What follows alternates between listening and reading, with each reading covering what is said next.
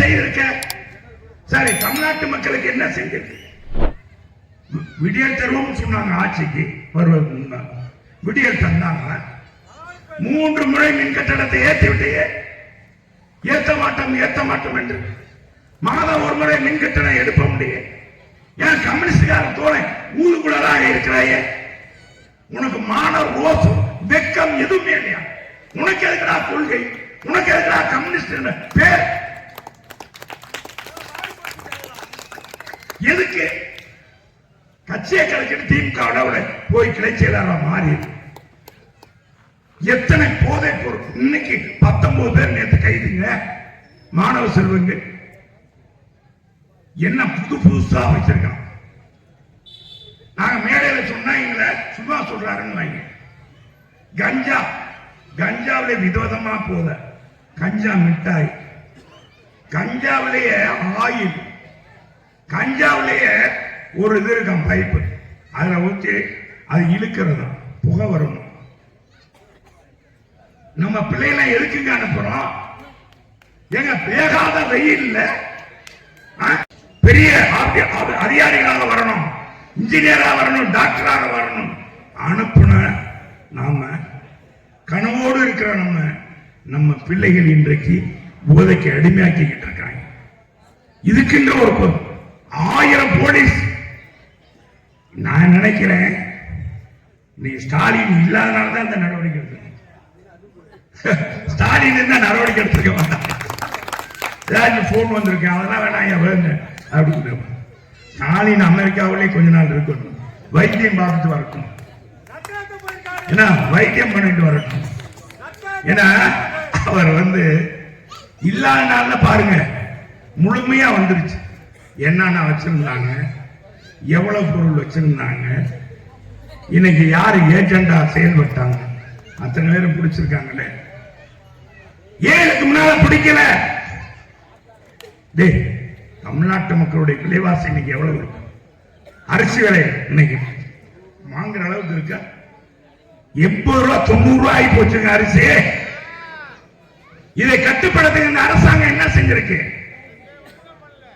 எதுவுமே செய்யல. பலசரக்கு விலை கூடி போச்சு, எல்லா விலையும் கூடி போச்சு. அம்மா கொண்டு வந்த அத்தனை திட்டங்களும் மூடுவிடும். இங்கே அம்மா மினிக்குன்னு கொண்டாந்தாங்க. ஒரு காய்ச்சல் தலைவலி திடீர்னு ஒருத்தருக்கு வயசானவங்களுக்கு வந்துருது, உடனே டாக்டர் காமிச்சு ஊசி போட்டு.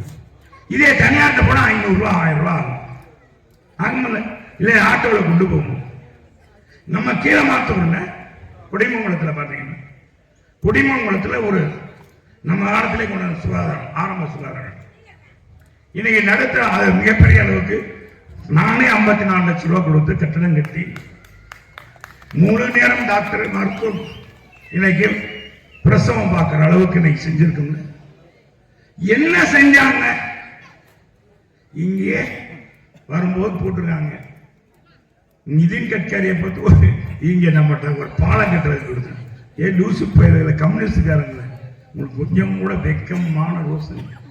நாங்க பைபாஸ் ரோடு போட சொல்லியிருக்கிறாங்க, அதுக்கான அளவுகோல் நடந்துட்டு இருக்கு.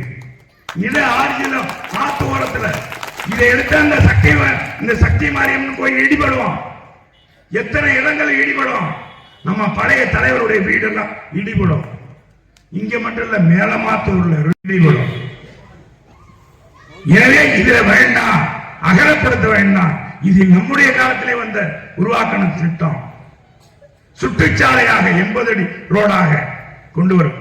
அதை நான் தான் மாற்றி ஆற்று தென்பகுதியில எப்படி பெத்தானியாபுரத்திலிருந்து விரகுனூர் வரைக்கும் இருவழிச்சாலை அமைத்திருக்குமோ அது மாதிரி இங்கே அங்கே இருந்து நம்முடைய பறவை இங்கே பைபாஸ் வரைக்கும், தோரிமான் பைபாஸ் வரைக்கும் நீ அமைக்க வேண்டும் என்று எழுதி கொடுத்து அது பூர்வங்க பணி நடந்துட்டு இருக்கு. இவங்க என்னன்னா இதுல பாலம், இதுல எப்படி பாலம் கட்டுறீங்க? ஏன்னா பக்கத்துல இருக்கு பாலம் கட்டினங்களுக்குள்ள இருந்து பிடிச்சி இறக்க முடியுமா? ஏன்னா அவன் ஏதோ ஒரு விளம்பரத்துக்காக செய்யறான்னா அவன் என்ன? நிதின் கட்கரி என்ன தெரியுங்க? துவரிமான் பக்கத்துல வையாறு ஓடுது, அங்க பாலம் இருக்கு. அந்த பாலத்துக்கு பாலம் கட்டணும்னா அங்க இருந்து இருந்தோம், பறவையில இருந்து பாலம் கட்டணும், உயர்மட்ட பாலம் கட்டி அங்க இறக்கணும். அப்படி வந்தா தலைவர் அது சைடுல கொண்டு வந்துடும். இது கூட தெரியாது. அவன் ஒரு ஏமாற்ற பிறவில்லை. இப்ப அவங்க இப்படி நாட ஆரம்பிச்ச சேர்ந்திருக்க இடம் அப்படி கன்றும் பண்டையோட சேர்ந்த என்ன சொல்லுங்க நரகத்தில்